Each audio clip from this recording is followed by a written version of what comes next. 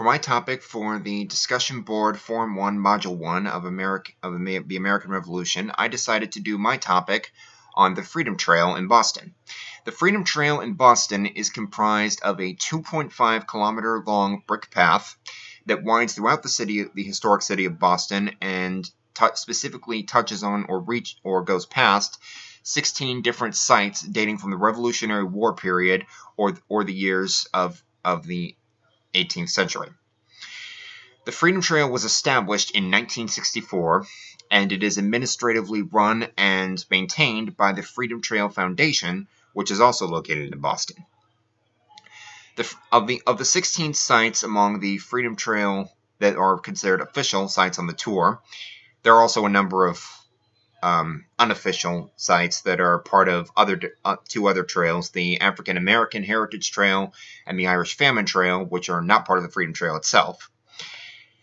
The 16 sites include the Boston Commons, the Massachusetts State House, the Park Street Church, the Granary Burying Ground, and when I say burying ground, that means it's a cemetery, the King's Chapel Burying Ground, the Benjamin Franklin statue and Boston Latin School, the Old Corner Bookstore, the Old South Meeting House, the Old State House, the site of the Boston Massacre, the Faneuil Hall, the Paul Revere House, the Old North Church, the Copp's Hill Burying Ground, the Bunker Hill Monument, and the USS Constitution.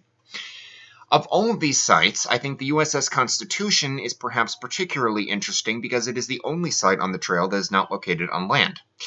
The USS Constitution is a fully commissioned ship that still operates with the U.S. Navy.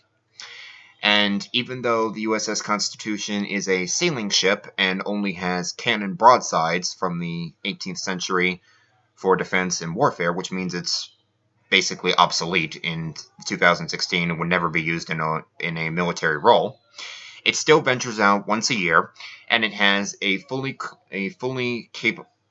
staffed crew and a commanding officer. So I thought that was particularly interesting. If I were to choose 5 sites from the 16 sites on the trail, the ones on land, the Old State House, the Old South Meeting House, the Paul Revere House, the site of the Boston Massacre, and the Massachusetts State House are of particular importance. Each was instrumental in events leading up to the American Revolution, and all of them were significant in the years before it. The Old State House featured meetings of Boston patriots and Boston colonists, and it was from the balcony of the Old State House in 1776 that the Declaration of Independence was read to the citizens of Boston after it was drafted and signed. So I thought that was particularly interesting as a historical fact. The Old South Meeting House was used famously by the Sons of Liberty and by the Boston colonists as a meeting place, and it was here that numerous issues such as taxation, the various acts of Parliament, and other issues were discussed. And the Old South Meeting House was the place where the meeting on December 16, 1773, in which the Boston Tea Party was conceived, was carried out. Samuel Adams led the meeting, and 5,000 colonists of Boston crowded into the building, and they couldn't decide what to do with the tea, so finally Samuel Adams said, and his words here were actually a secret signal to the Sons of Liberty to begin destroying the tea, this meeting can do nothing more to save the country. And those were his words. So that was particularly interesting. The Paul Revere House, of course, was the home of the famed revolutionary Paul Revere, whose ride along the path to Lexington and Concord succeeded in warning the colonists that the British military was marching on Lexington and Concord to seize their powder and weaponry. The Boston Massacre occurred in the wake of the Townshend Acts, also called the Intolerable Acts, and it was the Boston Massacre which turned Bostonian public opinion against the British military, almost irrevocably.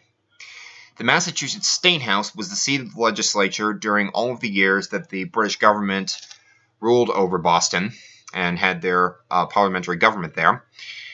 And after the American Revolution, it was used and still is used today by the Massachusetts legislature. So it was inestimably important in many ways. The Freedom Trail has two different tour options. You can either have a guided walk a guided tour along the brick path, or you can do a trolley tour, which are unguided and you don't learn quite as much information. So I thought that was particularly interesting. So the Freedom Trail is inestimably important in American public history.